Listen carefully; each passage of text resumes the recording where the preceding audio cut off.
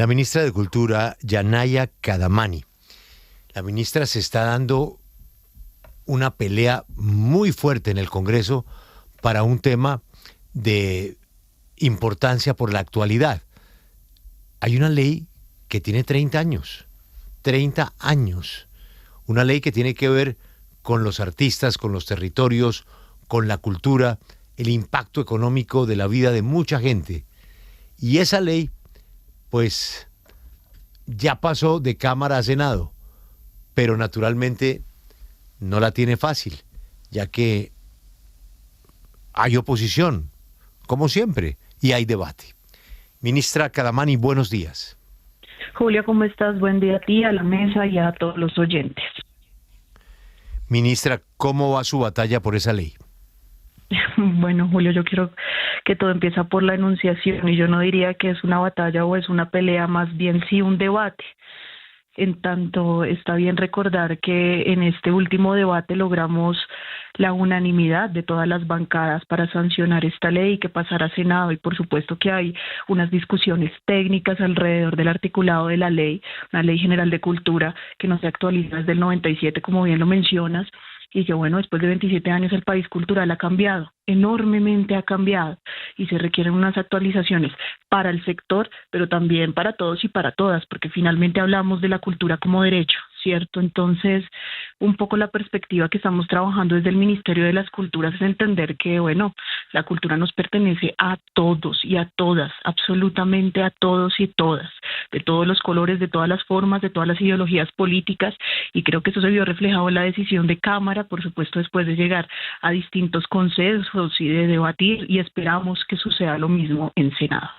Señora ministra, ¿cómo ha sido ese tema de los consensos? Porque usted bien lo dice, son varios los sectores culturales, agremiaciones y también diferentes personas que les interesa que salga adelante esta ley. ¿Cómo ha sido ese proceso? Sí, mire, es que yo creo que a veces a nosotros se nos olvida por la estrechez de la conversación pública que la misma Constitución del 91 pues ya nos reafirmaba que la cultura es el fundamento de una sociedad, y esto porque no somos el festín de la fiesta ni somos la representación creativa de cualquier tema central, sino que justamente somos los que determinamos los valores culturales, los comportamientos de una sociedad. Y bueno, en un país pluriétnico y multicultural como el que tenemos, donde habitan más de 115 pueblos indígenas, comunidades afro, negras, raizales, palenqueras, campesinas, rom, mestizos, como también muchos de nosotros, ¿cierto? Es imposible no sentirse afín o no sentir que se tiene algo que decir, algo que narrar, y no se tiene que poner en cuestión nuestras tantas identidades en el escenario artístico y cultural. Entonces creo que ese ha sido el fundamento de los consensos, entender que además de que esta ley le pertenece a un sector, que es el sector artístico, también nos pertenece a todos y todas, porque finalmente la cultura es lo que nos determina, ¿cierto? Señora ministra, a propósito, la implementación de todas estas leyes van a requerir dinero. ¿Por qué esta ley repercute en la economía del país? No, mira, nosotros realmente ya tenemos el aval del Ministerio de Hacienda, el aval fiscal, y lo que hemos determinado un poco es generar procesos no para ampliar fuentes de financiación, sino para modificar las que ya existen y poder ampliar los porcentajes de recaudo. Les pongo un ejemplo, hablemos de la estampilla Procultura. La estampilla genera un recaudo en los municipios y en las gobernaciones que vamos a ampliar del 3% al 4%, realmente está en el 2%, y lo vamos a ampliar al 3.54%, y el 15% lo vamos a involucrar en una destinación específica para temas de convocatorias y estímulos. ¿Esto qué quiere decir? Que no estamos generando una nueva herramienta que va a cargar fiscalmente al Estado, sino que estamos haciendo una redistribución mucho más justa, equitativa y sobre todo en términos de transparencia para que el público en general pueda acceder a los beneficios que recauda la estampilla. Señora ministra, y aprovecho para preguntarle por el tema de los actores, porque nos están escribiendo. ¿Eso cómo va? Ustedes ya se habían sentado incluso con el Ministerio de Trabajo, porque hay muchas denuncias de que hacen obras de teatro, no les pagan. ¿Cómo va ese tema en el país? Bueno, mire, eso es un tema estructural y si se quiere un síntoma de un fenómeno repetido en el sector artístico y cultural, y es la falta de condiciones precontractuales y contractuales en nuestros sectores. Sucede en la informalidad, sí, en salas de teatro independiente, pero también en grandes canales de producción, en la industria musical, es decir, nuestro sector está plagado de una falta de garantías laborales que sin duda se empieza a trabajar no solo con una acción directa en una sala independiente, sino a partir, deben saberlo ustedes, que en la reforma a la ley laboral quedó explícito de manera clara la formalización laboral de trabajadores y trabajadoras de la cultura. A partir de ese artículo 41 hemos estado generando toda una reglamentación con el Ministerio de Trabajo, incluso el Ministerio de Salud, para generar flexibilidades en aportes pensionales, garantías en los contratos realidad o en los contratos por prestación de servicio. Entonces, toda esta reglamentación, que es un trabajo integral, es el que se va a empezar a implementar. Claro, tú me preguntas por un caso particular y sin duda, como bien lo mencionas, nosotros nos reunimos ya con el Ministerio del Trabajo para empezar lo que ellos denominan diálogos sociales, porque no queremos entonces empezar a generar una cultura punitiva y menos con las salas independientes que hacen tanto esfuerzo para contratar a los artistas, pero sí unos diálogos que dejen claridades de cuáles son, así sean los contratos y acuerdos verbales que se dieron entre no solo además artistas y actores, que es la cadena, digamos, o el agente más visible de este ecosistema, sino también luminotécnicos,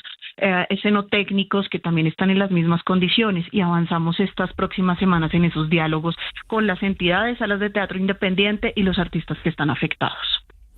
Ministra, pero es inevitable hacer hincapié en las críticas que desde algunas orillas del sector cultural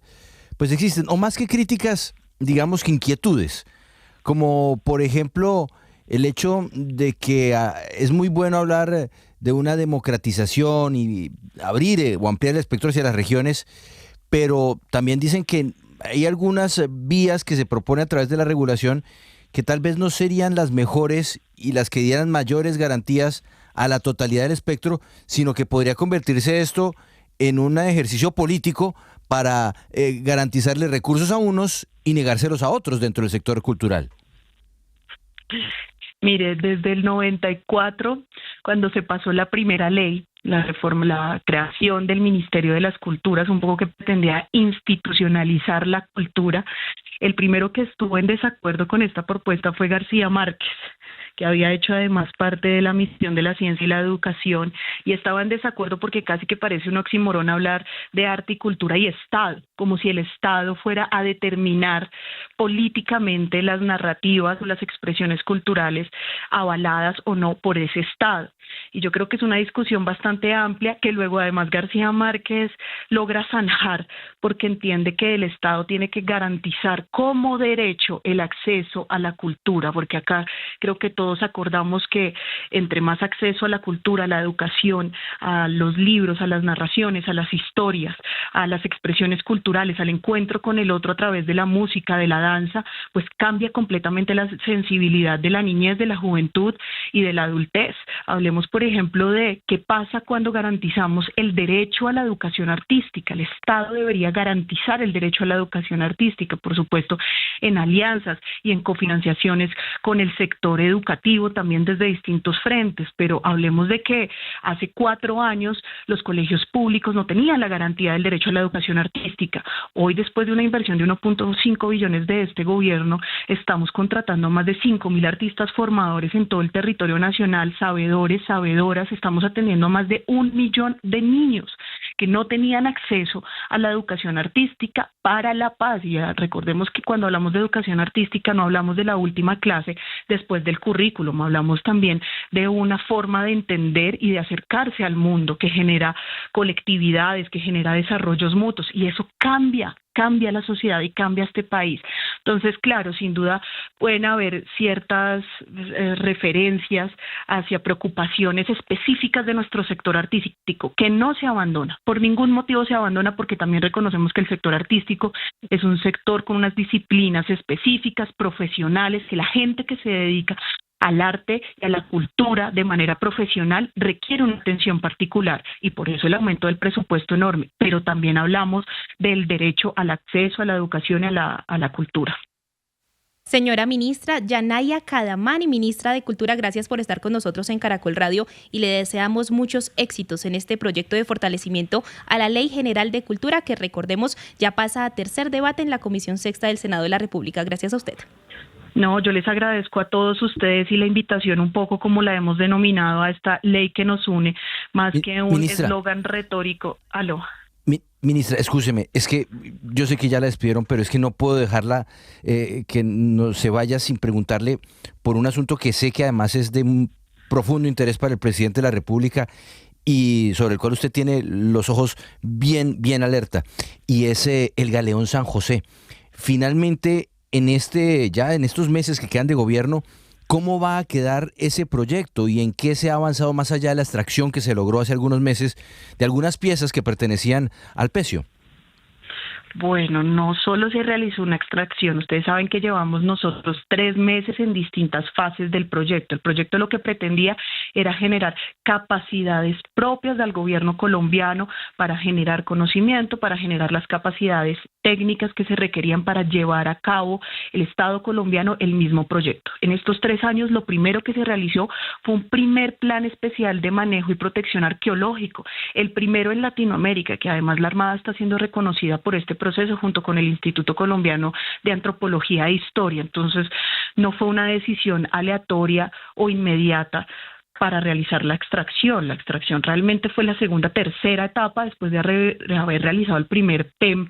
de arqueología subacuática. Luego entonces el año pasado, fue este año que a comienzos de año realizamos la extracción de estos 5 objetos que ya están en posesión del Museo Nacional y que por supuesto la intención inmediata será una exposición pública, porque si generamos las capacidades para que el Estado colombiano realice el proyecto, no era con otro fin, sino de entregarle el patrimonio a los colombianos, hablar de una soberanía patrimonial y poderla exponer de manera pública en nuestros museos nacionales. Y estamos en articulación con la DIMAR, con la Armada, desde el Ministerio y desde el ICANN, para poder seguir con esta nueva fase que comprenderá también la adquisición de nuevos equipamientos para poder avanzar en las complejidades de la revisión, extracción e investigación del pecio arqueológico del Galeón. Ministra, ahora sí, muchísimas gracias por acompañarnos esta mañana en 6 AMW. No, a ustedes muchísimas gracias. La invitación es a apoyar esta ley que nos une, que más que un eslogan simple como puede sonar, realmente creemos que la cultura es ese espacio en el que podemos estar en desacuerdo. Claro que sí, pero aún así convivir. Y la cultura complejiza la discusión pública y deja de bipolarizar un poco también la discusión mediática, y bienvenidos todos a apoyar nuestra ley.